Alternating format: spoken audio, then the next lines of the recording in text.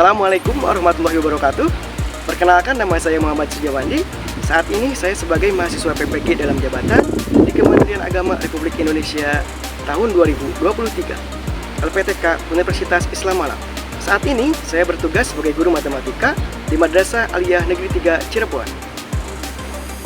Pada kesempatan kali ini saya akan menampilkan praktik baik atau best practice saya menggunakan metode STAR, yaitu situasi, tantangan, aksi, refleksi hasil, dan dampak.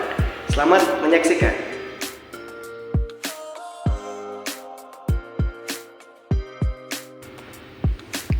Tujuan yang ingin dicapai adalah meningkatkan motivasi dan keaktifan peserta didik pada pembelajaran matematika dengan menerapkan pendekatan saintifik berbasis TIPEC menggunakan model pembelajaran Problem Based Learning atau PBL.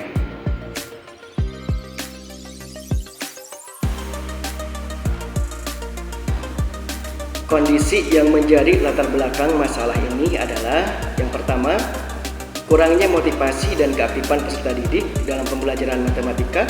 Yang kedua, pendidik dalam mengajar masih menggunakan metode konvensional.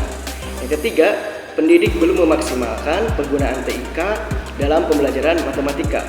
Dan yang terakhir, yaitu kurangnya penggunaan media pembelajaran yang inovatif.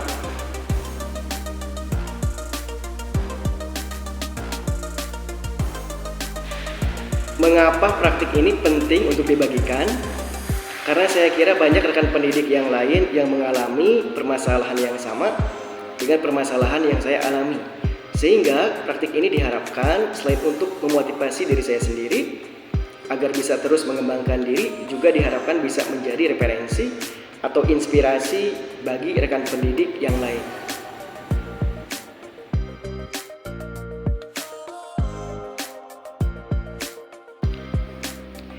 Adapun peran dan tanggung jawab saya dalam praktik kali ini adalah sebagai berikut.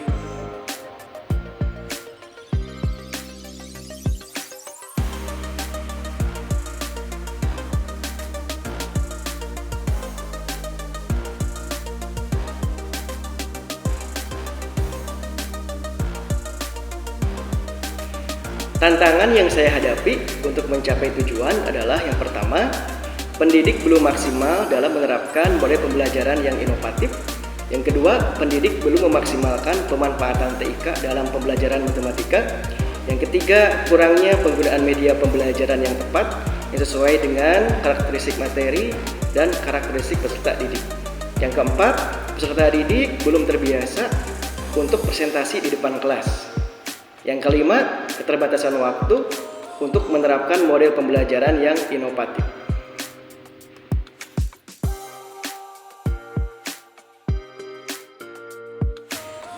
Yang terlibat dalam proses ini diantaranya yang pertama, peserta didik sebagai sentral dalam proses pembelajaran.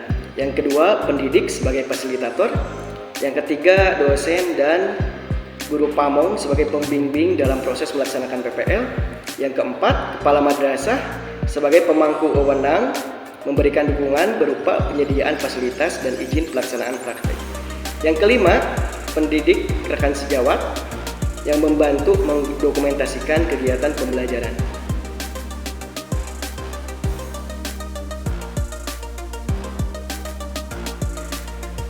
Strategi yang saya gunakan untuk menghadapi tantangan tersebut adalah yang pertama, pada pembelajaran matematika, pendidik menggunakan pendekatan saintifik berbasis TIPEC dengan menggunakan model pembelajaran PBL atau Problem Based Learning.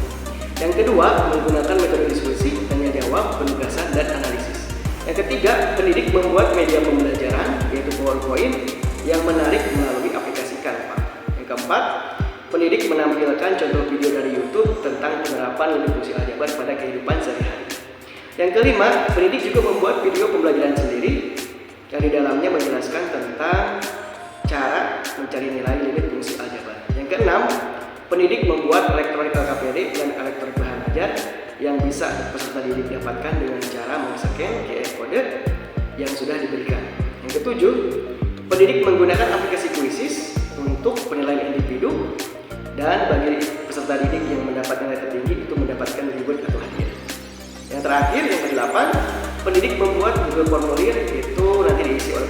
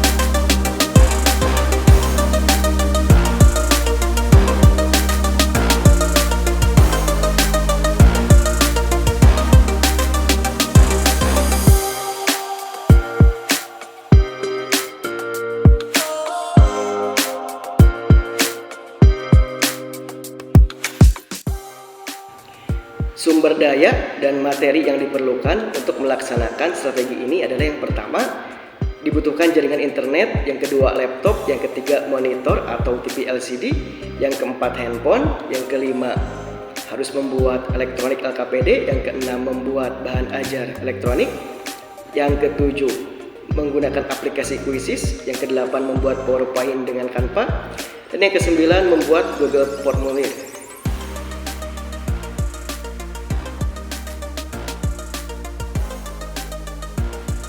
Dampak dari aksi yang dilakukan adalah dari penerapan model pembelajaran PBL yang dilakukan, peserta didik merasa bersemangat dan antusias dalam mengamati masalah, mencari informasi yang relevan dalam masalah kontekstual, melakukan penyelidikan sesuai langkah-langkah pada LKPD, diskusi secara berkelompok, dan peserta didik juga dapat memahami materi yang dipelajari dari pembelajaran yang dilakukan. Yang kedua, kemampuan literasi dan numerasi peserta didik meningkat dengan materi yang disampaikan melalui bahan ajar dan media yang inovatif. Yang ketiga, peserta didik berangsur-angsur mulai aktif, termotivasi, dan berminat dalam kegiatan belajar matematika. Ditandai dengan peserta didik menyimak dengan baik video pembelajaran yang dibuat oleh pendidik. Peserta didik mengakses bahan ajar dengan memaksimalkan pemanfaatan TIK dan sangat antusias dalam mengerjakan kuis melalui aplikasi Quizzes, sehingga proses pembelajaran matematika lebih efektif untuk mencapai tujuan pembelajaran.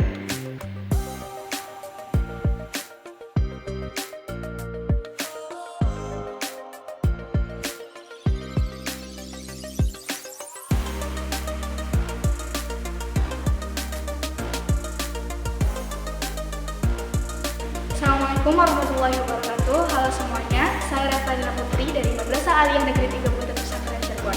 Saya akan menyampaikan kesan-pesan pembelajaran matematika pada hari ini.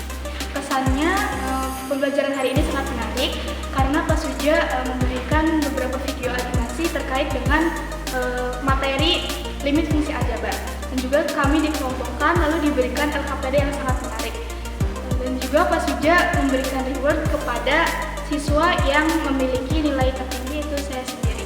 Pesannya untuk Pak Suja, semoga bisa meningkatkan kualitas pembelajaran lagi pada pembelajaran selanjutnya. Terima kasih, sekian dari saya. Wassalamualaikum warahmatullahi wabarakatuh.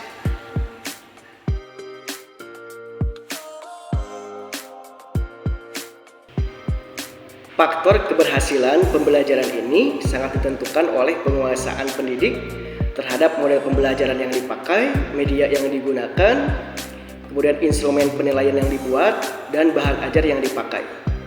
Sedangkan yang menjadi faktor ketidakberhasilan adalah kurangnya waktu dalam merencanakan dan menyusun perangkat pembelajaran.